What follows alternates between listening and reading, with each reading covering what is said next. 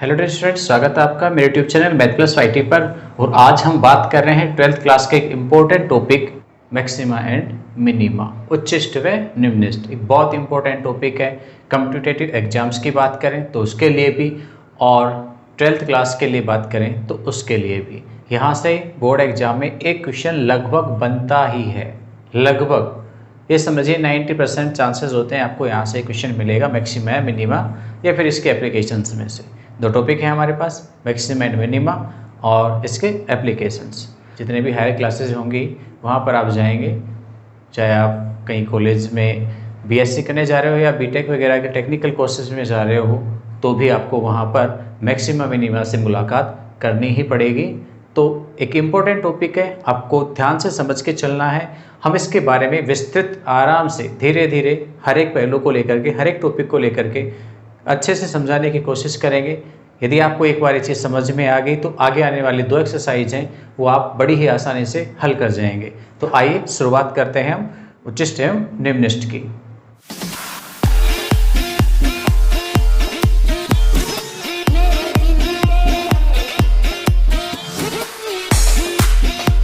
देखिए, हमारे पास कोई भी फंक्शन है या कोई वक्र का समीकरण है, वो हमें प्राप्त होता है। उस फंक्शन का हम ग्राफ बनाते हैं तो ग्राफ कुछ हमारे पास इस प्रकार का बनता है। एज ए एग्जाम्पल के तौर पे ही बना रहा हूँ मैं। मान लीजिए मेरे पास कोई ग्राफ है, वो कुछ इस प्रकार से बन गया है। ठीक, यूँ बढ़ा दिया है मैंने। ये कोई ग्राफ है, किसी फंक्शन fx के लिए है। जैसे हम यहाँ पे xx कहते हैं और ये क्या होता है yx। तो देखो कैसा ही बन सकता है ग्राफ, तो वो डिपेंड करेगा फंक्शन के ऊपर। तो ये हमारे पास ग्राफ है। यहाँ पर यदि हम ध्यान से देखें तो कुछ पॉइंट्स हमारे पास ऐसे हैं। एक तो देखिए यहाँ पर है, एक पॉइंट हमारे पास यहाँ पे आ रहा है जहाँ पे ग्राफ चेंज हो रहा है। एक पॉइंट हमारे पास यहाँ पर भी आ रहा है जहाँ पे ग्राफ चेंज हो रहा है, और एक पॉइंट हमारे पास यहाँ पर भी है जहाँ ग्राफ चेंज हो रहा है। तो फिर साथ में एक पॉइंट हमारे पास यहाँ पर भी है जहाँ पे ग्राफ बदल रहा है। ठीक, और चलिए मैं इसको और आगे थोड़ा चेंज कर देता हूँ। तो मेरे पास एक पॉइंट यहाँ पर भी है जहाँ पे ग्राफ में थोड़ा बदलाव हुआ है। अब देखेंगे, पहले तो इस प्रकार से उठ करके जा रहा था, तो फिर अब इस प्रकार से घूम के जा रहा है। तो ये भी एक पॉइंट है हमारे पास। अब इन सभी पॉइंटों पे हम ध्यान दें तो देखिए, ये एक ऐसा पॉइंट है जहाँ से ऊपर ग्राफ इधर भी ऊपर जा रहा है, इधर भी ऊपर है। ये सबके नीचे का पॉइंट है। ठीक, ऐसे ही यहाँ पर देखें तो यहाँ ये पॉइंट है, उसके ग्राफ इधर नीचे ढल रहा है तो इधर भी नीचे ढल रहा है। तो ये कहाँ है, इसके लिए ऊंचाई पर है। ऐसे ही यहाँ पर ये ऊंचाई पे है, ये नीचे है, ये ऊपर है। इन बिंदुओं को कहते हैं चरम बिंदु। क्या कहते हैं? चरम बिंदु, एक्सट्रीम पॉइंट। तो ये एक्सट्रीम पॉइंट है, चरम बिंदु है। अब ये चरम बिंदु ही आपके पास उच्चिष्ट या निम्निष्ट बिंदु होते हैं, जिन पे फलन का मान उच्चिष्ट या निम्निष्ट होता है। अब हमें कैसे पता लगेगा इनमें से कौन सा उच्चिष्ट है, कौन सा निम्निष्ट है? एक बिंदु है, इन बिंदुओं पे मान फलन का उच्चिष्ट होगा या निम्निष्ट होगा, हम कैसे जानेंगे? तो आप इस चीज से पता कर सकते हैं। जैसे आपने फिजिक्स में पढ़ा है, आपने तरंगदैर्घ्य पढ़ी है, तरंगों के लिए बने हुए ग्राफ पढ़े हैं। तो वहाँ तरंगदैर्घ्य का ग्राफ हमारे पास इस प्रकार से बनता है, और वहाँ हम कहते हैं कि ये क्या है, ये उच्चिष्ट जो बिंदु है उनको हम कहते थे श्रृंग, और नीचे वाला क्या कहलाता था? गर्त कहलाता था। वैसे सेम यहाँ पर भी है। जो आपके पास ये ऊपर उठे हुए उभार हैं, उनके ऊपर आने वाले जो पॉइंट्स हैं वो तो हैं उच्चिष्ट बिंदु, और ये जो नीचे वाले हैं ये क्या कहलाते हैं? निम्निष्ट बिंदु, और इनके ऊपर फलनों का मान निम्निष्ट होता है। ये तो बात है ग्राफ की, क्योंकि हमें तो सब ग्राफ से पता लगेगा। ग्राफ पर हम तो सबके ग्राफ बना नहीं सकते, तो फिर कैसे पता करेंगे? एक चीज पे ध्यान दीजिए, यदि मैं इस पॉइंट के इस तरफ एक स्पर्श रेखा खींचूं और इस पॉइंट के इस तरफ सामीप्य में एक स्पर्श रेखा खींचूं, तो स्पर्श रेखाएं हैं वो आगे बढ़ेंगी तो एक्स अक्ष को काटेंगी। ठीक है, और काटेंगे तो एक्स अक्ष की धन दिशा से कोण भी बनाएंगे। अब ये वाली भी काटेगी तो ये यहां भी बनाएगी। अब यहां पर जो भी कोण बनेगा और एक कोण हमारे पास यहां पे बनेगा, ये जो कोण है ये न्यून कोण है और ये जो कोण है वो अधिक कोण है। 90 से बड़ा है। न्यून कोण है उस पर तो इस स्पर्शरेखा की प्रवणता या ढाल जिसे हम tan थीटा कहते हैं, न्यून कोण पे धनात्मक होगी। कैसी होगी? धनात्मक। और इधर अधिक कोण पे सेकंड क्वाड्रेंट, अधिक कोण का मतलब है सेकंड क्वाड्रेंट, तो सेकंड क्वाड्रेंट में tan नेगेटिव होता है, इसका मतलब यहाँ पे ढाल माइनस की होगी। अब बात करते हैं ढाल क्या होती है। तो इससे पिछले जो हमारे पास एक्सरसाइज थी 8.3, जहां पर हमने स्पर्शरेखा और अभिलंबों की बात की थी, तो वहां हमने बताया था कि कोई भी फंक्शन है या कोई भी वक्र का समीकरण है, उसका डिफरेंशिएशन ही स्पर्शरेखा की ढाल कहलाती है। किसकी ढाल कहलाती है? स्पर्शरेखा की ढाल कहलाती है। तो फलन का जो अवकलज होता है यानी y डैश या कहें तो f डैश x, ये क्या कहलाती है? स्पर्शरेखा की ढाल कहलाती है। तो ये यानी यहां पर फलन का जो अवकलज है उसका मान इस बिंदु के सामीप्य में धनात्मक होगा और इस बिंदु के सामीप्य में इधर वाले हिस्से में कैसा होगा? ऋणात्मक होगा। यानी एक बिंदु के इस वाले भाग को क्या कहेंगे हम? बाईं तरफ, और ये वाला भाग कौन सा है? दाईं ओर वाला। तो इस बिंदु से छोटे मान यानी बिंदु के सामीप्य में दाईं से बाईं तरफ बढ़ते हैं, तब कहीं हमारे पास f डैश x का जो मान है पहले कैसा रहता है? छोटा। कौन छोटा है? तो मान धनात्मक मिलेगा प्रवणता का। तो f डैश x प्रवणता ही है, ये धनात्मक यानी ग्रेटर देन 0 हो। और इधर बढ़ जाते हैं तो हमारे पास ढाल कैसी हो जाती है? ऋणात्मक यानी लेस देन 0 हो जाती है। तो f डैश x का मान यदि ग्रेटर देन से लेस देन 0 की तरफ बढ़ जाता है, ध्यान दीजिए अवकलज के ऊपर बात कर रहा हूं, जब किसी बिंदु पर, ये बिंदु है, इसके सामीप्य में बाएं से दाईं ओर चलते हैं तो f डैश x का मान धनात्मक से कैसा हो जाता है? ऋणात्मक। तो वो बिंदु हमेशा कैसा होगा? उच्चिष्ट बिंदु होगा। कैसा होगा? उच्चिष्ट। और यहां वाले नीचे वाले में यहां पे आएंगे तो यहां पे क्या होगा? पहले तो आएगा कैसा? लेस देन, और उसके बाद इधर वाली स्पर्शरेखा खींची जाएगी तो यहां पर कैसा आएगा? न्यून कोण। तो यानी मान कैसा होगा? धनात्मक। तो यदि कहीं पर ऐसा हो, ऐसा पॉइंट जिसके ऊपर f डैश x का मान है वो ऋणात्मक से कैसा बन जाए? धनात्मक बन जाए। इस बिंदु के सामीप्य में बाएं से दाईं ओर जाने पर फलन के अवकलज का मान ऋणात्मक से धनात्मक हो जाए तो उस बिंदु को क्या कहते हैं? निम्निष्ट बिंदु कहते हैं। क्या कहते हैं? निम्निष्ट बिंदु कहते हैं। और इन बिंदु पे फलन का मान निम्निष्ट मान कहलाता है। वैसे इस बिंदु पर फलन का मान उच्चिष्ट मान कहता है। अब ऐसे ही यहां पर भी वही बात है, तो ये कैसा होगा? यहां पर हमारे पास f डैश x का मान धनात्मक से कैसा हो जाएगा? ऋणात्मक हो जाएगा।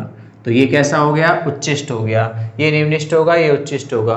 अब हमें ग्राफ बनाने की जरूरत नहीं पड़ेगी, हम डिफरेंशिएशन से भी पता कर सकते हैं कि हमें उच्चिष्ट और निम्निष्ट बिंदु कैसे प्राप्त होंगे और वो कैसे पता किए जा सकते हैं। ये मेथड है हमारे पास। हम बिंदु के सामीप्य में कोई मान लेंगे और उनके ऊपर फलन के अवकलज की वैल्यू निकालेंगे कितनी होगी। यदि वो वैल्यू आपके पास धनात्मक से ऋणात्मक में बदलती है तो वो बिंदु क्या कहलाएगा? उच्चिष्ट बिंदु कहलाएगा। उस बिंदु पे फलन का मान उच्चिष्ट मान कहलाएगा। और यदि आपके पास फलन का अवकलज है वो ऋणात्मक से धनात्मक में बदल जाता है, बाईं ओर से दाईं ओर जाते हैं, बिंदु से छोटे मान को लेकर के हम बड़े मान की तरफ बढ़ते हैं, तो फलन के अवकलज का मान ऋणात्मक से धनात्मक हो जाता है। तो फिर बिंदु निम्निष्ट बिंदु कहलाएगा और उस बिंदु पे फलन का मान निम्निष्ट मान होगा। इस ग्राफ से आप एक चीज और भी समझ रहे होंगे, वो क्या कि देखो ये भी क्या है? उच्चिष्ट बिंदु है, ये भी उच्चिष्ट बिंदु है और ये भी उच्चिष्ट बिंदु है। हमारे पास यहाँ 3 उच्चिष्ट बिंदु है। इसका मतलब हमारे पास फलन के 3 महत्तम मान है, उच्चतम मान है या उच्चिष्ट मान है। ठीक है। और 2 हमारे पास न्यूनतम बिंदु हैं। तो दो बिंदु न्यूनतम हैं तो इनके ऊपर फलन का मान निम्निष्ट होगा, ये निम्निष्ट बिंदु कहलाएंगे। पर एक चीज देखी, ये बिंदु है वो निम्निष्ट बिंदु है। कैसा बिंदु है? निम्निष्ट बिंदु है, लेकिन ये उच्चिष्ट है। पर ध्यान से देखें तो ये तो है, यहां पर तो y का मान या कहें तो f x का जो मान है वो कहीं ज्यादा है और यहां पर तो ऋणात्मक ही है, फिर भी ये उच्चिष्ट है। ऐसा कैसे? हम इसको निम्नतम कह रहे हैं, ये इसको उच्चिष्ट कह रहे हैं, ऐसा होता है। ठीक है, यानी एक फलन में एक उच्चिष्ट मान से बड़ा निम्नतम मान हो सकता है, एक उच्चिष्ट बिंदु से बड़ा निम्नतम बिंदु हो सकता है। ऐसी कोई फर्क नहीं है, बस समझने की चीज ये है कि इस बिंदु के सामीप्य में मान कैसा है, लेस देन से ग्रेटर देन में कन्वर्ट होता है या ग्रेटर देन से लेस देन में कन्वर्ट होता है, हमें पता उससे चलेगा। ये एक्सट्रीम पॉइंट है, चरम बिंदु है। ऐसा मत सोचना कहीं पर भी कि उच्चतम मान है तो इसका मतलब वो निम्नतम से कम नहीं हो सकता। उच्चतम मान निम्नतम मान से भी कम हो सकता है, वो डिपेंड करता है ग्राफ पे। इसलिए डिफरेंशिएशन वाला जब हम मेथड अपनाएंगे, ये तो मैं ज्योमेट्रिकल डेफिनेशन दे रहा हूं कि ग्राफ से हम उच्चिष्ट निम्निष्ट को कैसे समझेंगे। ठीक है, और ये कौन सी है? ये आपके पास डेरिवेटिव रूप में है, अवकलज के रूप में परिभाषा है कि इस रूप में फलन कब उच्चिष्ट और कब निम्निष्ट होता है। ठीक है, तो इससे पता चलता है उच्चिष्ट बिंदु का और इससे पता चलता है हमें निम्निष्ट बिंदु का। तो ये तो बात थी ग्राफ के द्वारा और अवकलज के द्वारा। अब जो मोस्ट इंपॉर्टेंट चीजें हैं उनके बारे में और भी बात करते हैं हम, कि ये जो हमारे पास चरम बिंदु हैं, इन चरम बिंदुओं पर यदि स्पर्श रेखा खींची जाए तो वो बिल्कुल x अक्ष के समांतर होती है, और x अक्ष के समांतर रेखा के लिए क्या होता है? f dash x equal to 0, यानी ढाल कितनी होती है? 0 होती है। तो आपको एक चीज समझ में आई होगी कि चरम बिंदु जितने भी हैं उन चरम बिंदुओं पर खींची गई स्पर्श रेखा x अक्ष के समांतर होती है, यानी उनकी ढाल 0 होती है। तो चरम बिंदु को प्राप्त करने का तरीका समझ में आ गया होगा।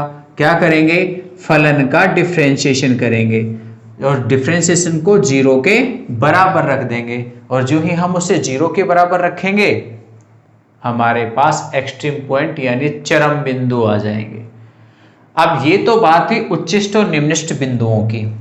हमने एक पॉइंट और भी लिया था, इस पे भी गौर कर लीजिए। अब हम इसके लिए कहें तो यहां तो ग्राफ पहले नीचे है फिर ऊपर जा रहा है, तो कुछ फर्क लगेगा? नहीं। देखो यहां पर यदि मैं स्पर्श रेखा खींचने की बात करूंगा तो यदि आप यहां पर f डैश x की वैल्यूज निकालेंगे तो एक चीज जानेंगे कि f डैश x है वो यहां पर ग्रेटर देन 0 है।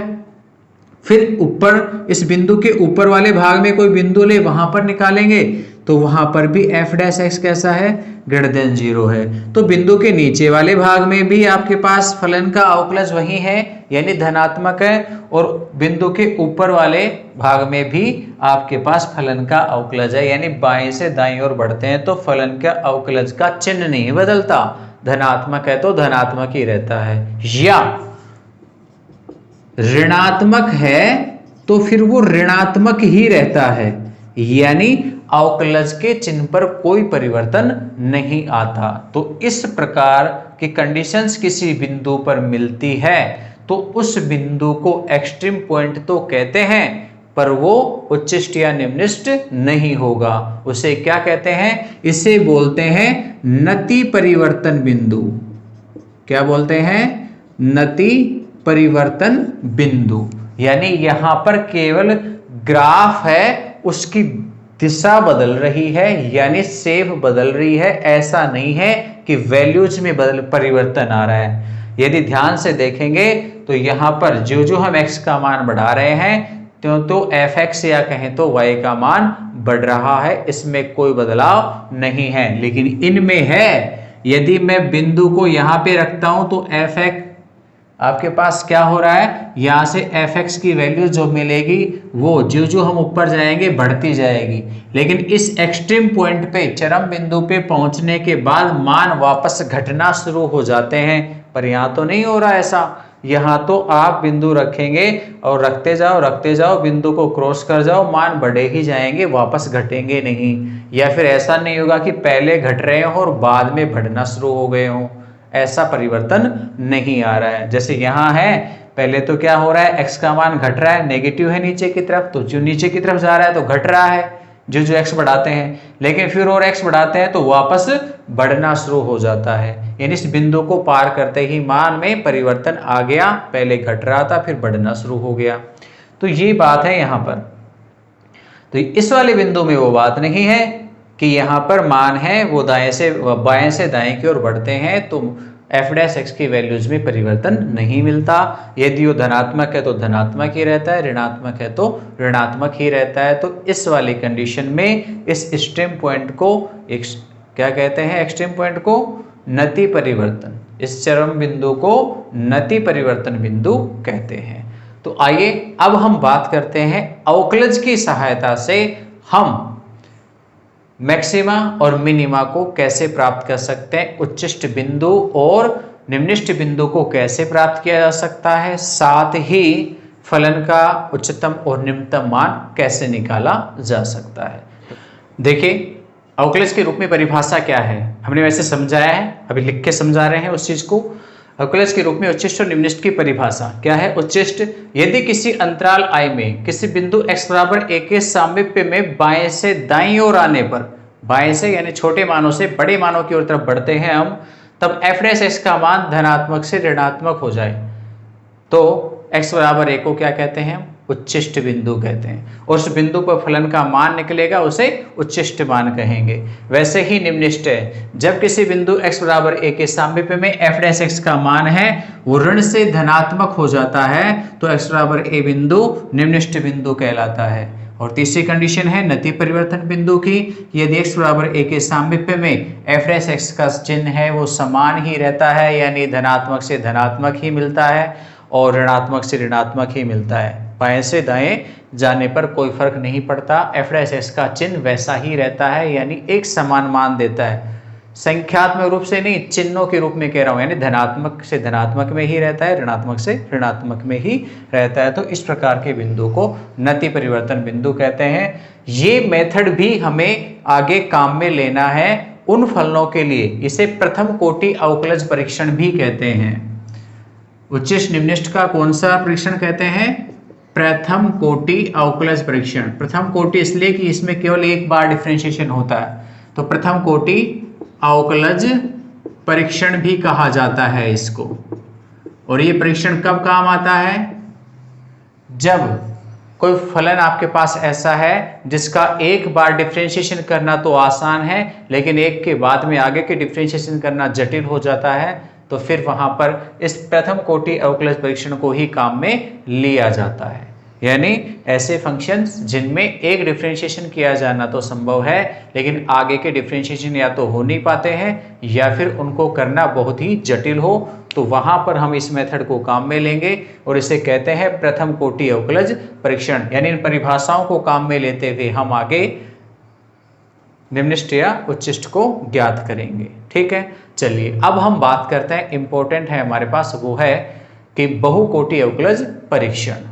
तो चलिए बात करें उसकी। आइए अब बात कर रहे हैं हम, एक इंपॉर्टेंट टॉपिक है हमारा ये, क्या, उच्चिष्ट और निम्निष्ट ज्ञात करने की बहुकोटि अवकलज विधि, जिससे कि द्वितीय कोटि अवकलज विधि भी कहते हैं मुख्यतः, लेकिन सही नाम होगा कि हम इसे बहुकोटि कहें, क्योंकि यहाँ द्वितीय कोटि से भी आगे यानी सेकेंड ऑर्डर डिफरेंशिएशन से आगे भी ज्ञात करना पड़ सकता है। तो चलिए क्या क्या स्टेप्स हैं, कैसे हम इस विधि को अप्लाई करेंगे, उन स्टेप्स पे गौर करते हैं। क्या क्या करना पड़ेगा आपको, सबसे पहले आपको दिए गए फंक्शन का क्या करना है, अवकलन करना है, यानी f' प्राप्त करना है, या कहें तो dy/dx निकालना है। कर देंगे ये कार्य। उसके बाद f' या dy/dx यानी जो अवकलज हमें मिलता है उस अवकलज को 0 के बराबर रखेंगे और उसे सरल करके x के मान निकालेंगे। वे x के मान क्या कहलाते हैं, चरम मान कहलाते हैं। क्या कहलाते हैं, चरम मान। तो चरम मान प्राप्त करेंगे, x की वैल्यूज निकालेंगे, 1 मिलती है, 2 मिलती है, 3 मिलती है, जितने भी मिलेंगे हम उन्हें ज्ञात करेंगे।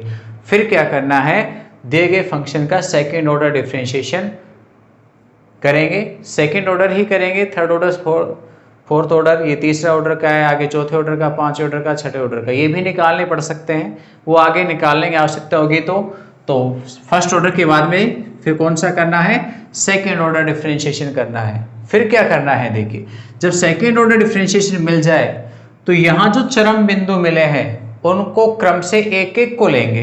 पहले जैसे मान लीजिए पहले वालों को लिया हमने x बराबर a1 को ले लिया, मैंने i लिख रखा है ai का मतलब है यहाँ से 1 2 3 4 जो भी है उसको चूज कर लिया, किसी एक को हमने उस बिंदु को चूज किया और उसको उठा करके सेकेंड ऑर्डर डिफरेंशिएशन में पुट कर दिया।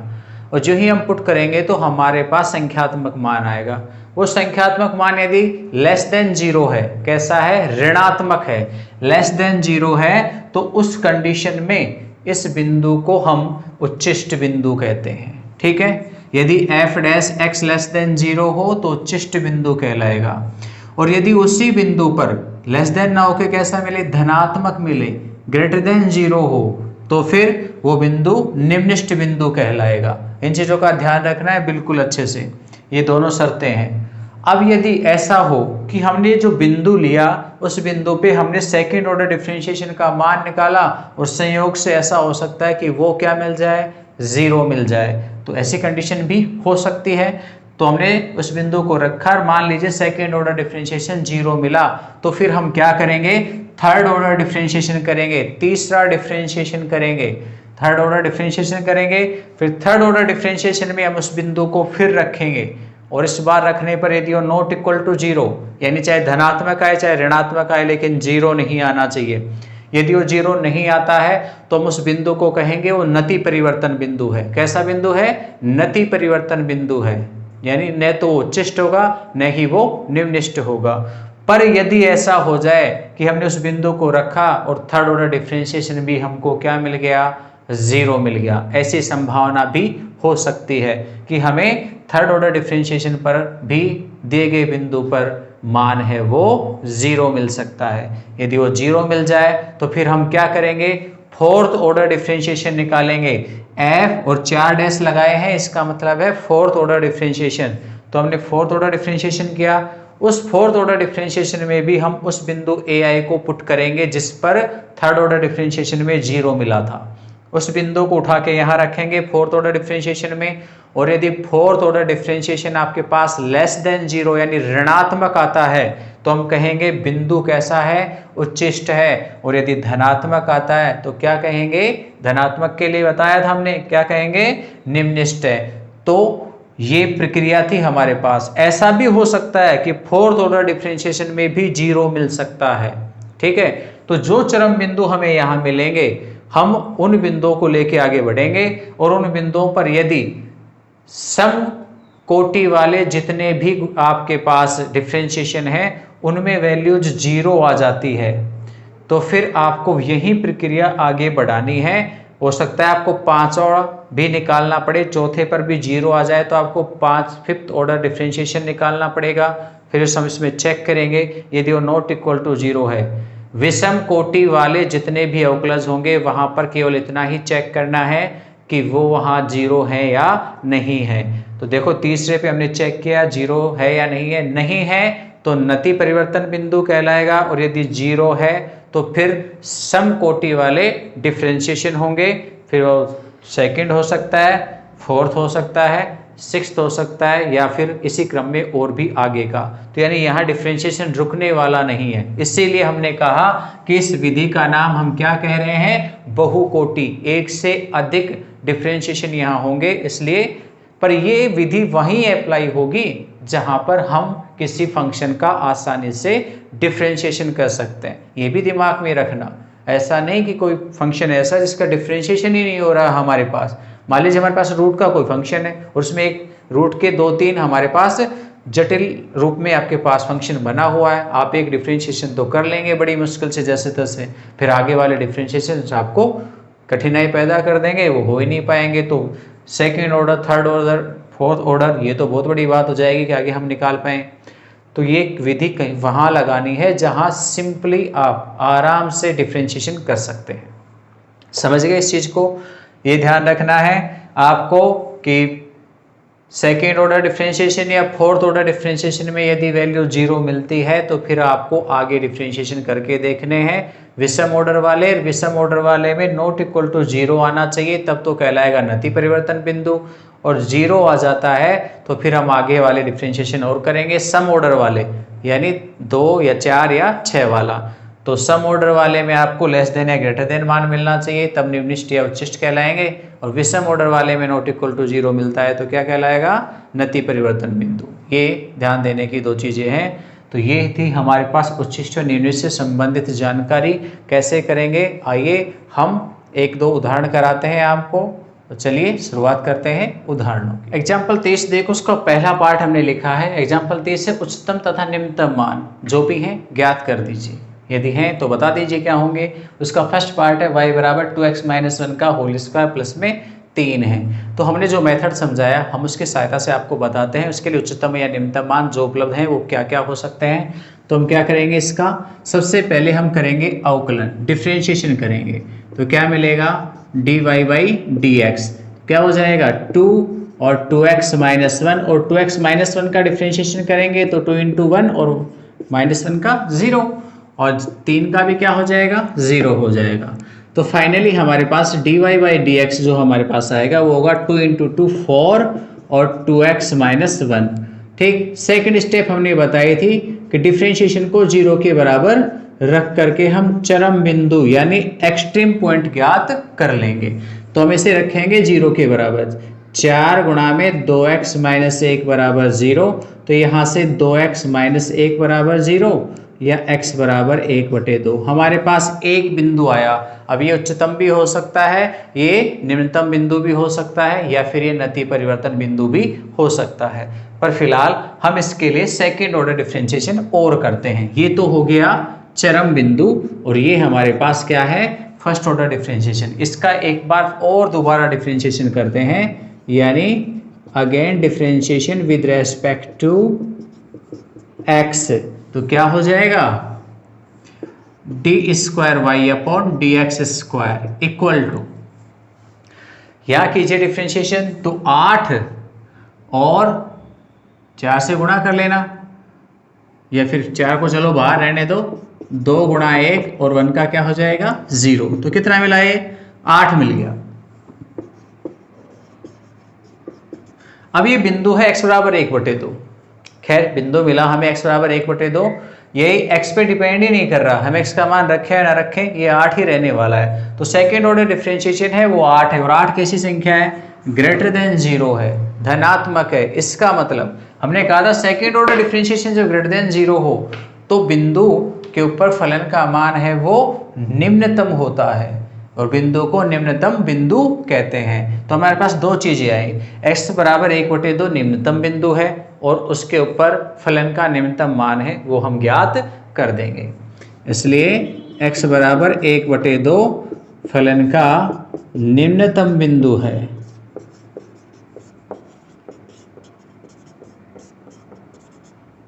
हालांकि उसे पूछा नहीं है, वह f का या कहें तो y का निम्नतम मान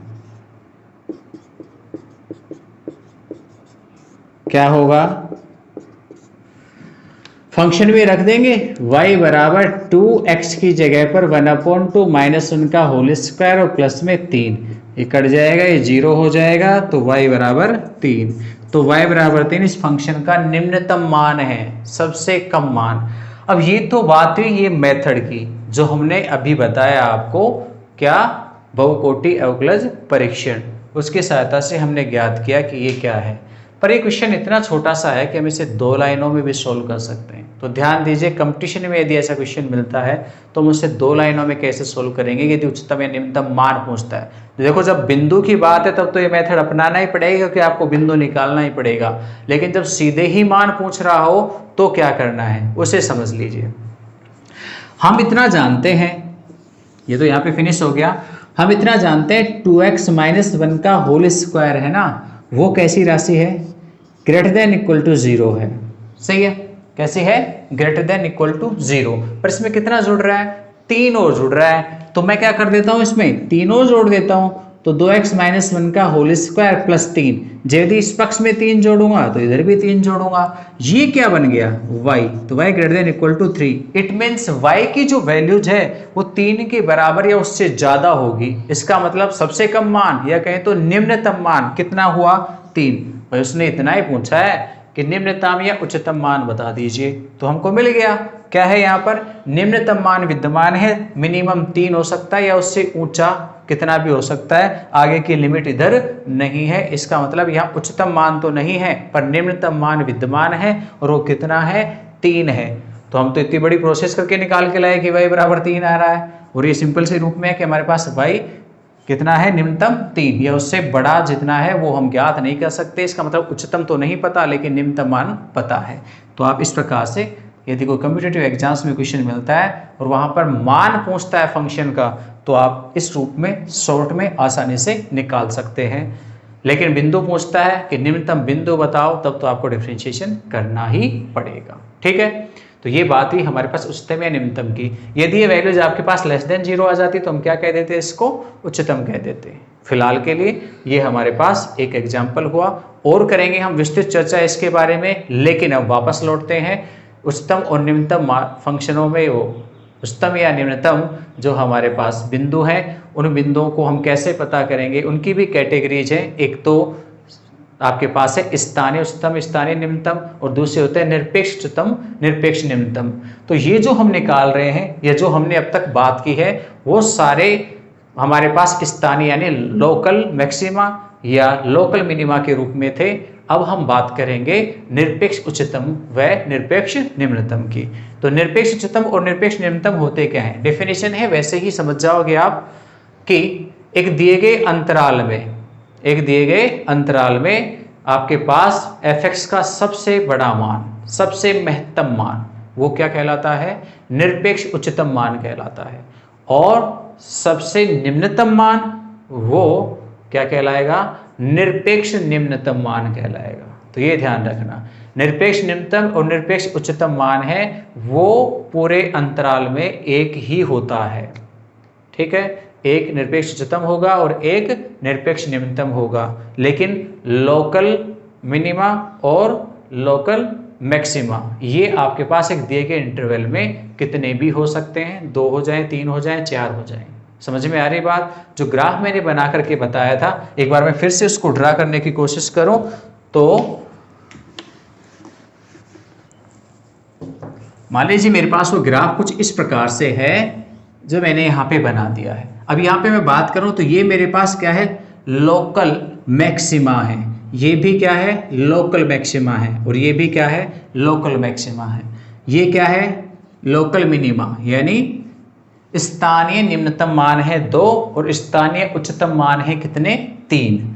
ये कोई इंटरवल है, मान लीजिए x बराबर a से लेकर कहां तक, x बराबर b तक। तो इस इंटरवल में यानी कोई इंटरवल मिल गया ए बी, उस इंटरवल में आपके पास 3 तो स्थानीय उच्चतम लोकल मैक्सिमा और 2 स्थानीय निम्नतम लोकल मिनिमा अवेलेबल है। तो ये तो हो गई स्थानीय उच्चतम स्थानीय निम्नतम वाली बात।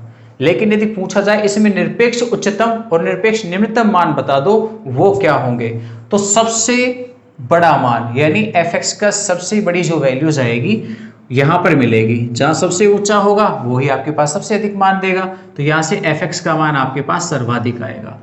तो इस बिंदु को तो कहते हैं निरपेक्ष उच्चतम बिंदु, और उस बिंदु पर जो फंक्शन का मान होगा वो कहलाता है निरपेक्ष उच्चतम मान। फिर ये वाले नहीं होंगे। ठीक है, निरपेक्ष उच्चतम निरपेक्ष निम्नतम एक एक ही होते हैं। जो सबसे ऊंचा है या कहें तो जो सबसे बड़ा मान है fx का, वो तो कहलाएगा निरपेक्ष उच्चतम मान, और जो सबसे छोटा है या सबसे कम मान है fx का, वो कहलाएगा निरपेक्ष निम्नतम मान। तो निरपेक्ष निम्नतम हमको मिलेगा यहाँ पर, ये बिंदु कहलाएगा निरपेक्ष निम्नतम बिंदु, और इस बिंदु पर फलन का मान कहलाएगा निरपेक्ष निम्नतम मान। तो ये बात थी हमारे पास निम्नतम और उच्चतम की। में भी हमने पूरा आज का वीडियो फोकस किया उच्चतम और निम्नतम को समझाने में, और कोशिश की मैंने आपको 3 तरीके से मैक्सिमा या मिनिमा को ज्ञात करने की। फर्स्ट कंडीशन हमारे पास आई थी, वो ग्राफिकल रूप में हमने आपको बताया कि यदि आप ग्राफ बना सकते हैं तो ग्राफ से भी पता कर सकते हैं मैक्सिमा या मिनिमा क्या होगा। यदि ग्राफ नहीं बनता है, ये ध्यान रखना कुछ फंक्शन ऐसे हैं जिनके डिफ्रेंशिएशन नहीं होते हैं, जैसे मापांक फलन है, आप क्या डिफ्रेंशिएशन कर दोगे, पर वहाँ भी मैक्सिमा मिनिमा निकाले जाते हैं, तो फिर वो किससे होगा, वो ग्राफिकल मेथड से होगा। तो इसलिए मैंने ग्राफ वाला मेथड भी आपको बात बताया कि ग्राफ से आप पता कर सकते हो जो मैक्सिमम होगा वो आपके पास जो उच्चतम मान देगा, सबसे ऊपर होगा वो उच्चतम है, जो सबसे नीचे होगा वो निम्नतम है। ठीक है, तो ग्राफ के अलावा हमने बात की एक प्रथम कोटि अवकलज परीक्षण, वो भी डेफिनेशन हमने आपको दी, और एक बहुकोटि अवकलज परीक्षण में जहाँ पर सम अवकल कोटियाँ वाले जो पद थे वहाँ से हमें पता लग रहा था यदि ग्रेटर देन 0 है तो आपके पास वो बिंदु निम्नतम बिंदु, और यदि लेस देन 0 है तो वो उच्चतम बिंदु कहलाता है। ठीक है, नति परिवर्तन बिंदु के बारे में भी हमने बात की। तो आज का वीडियो आपके लिए मे भी शायद बहुत हेल्पफुल रहेगा, ऐसी मैं आशा करता हूँ। फिलहाल के लिए मुझे इजाज़त दीजिए, नेक्स्ट वीडियो में मिलते हैं, तब तक के लिए नमस्कार।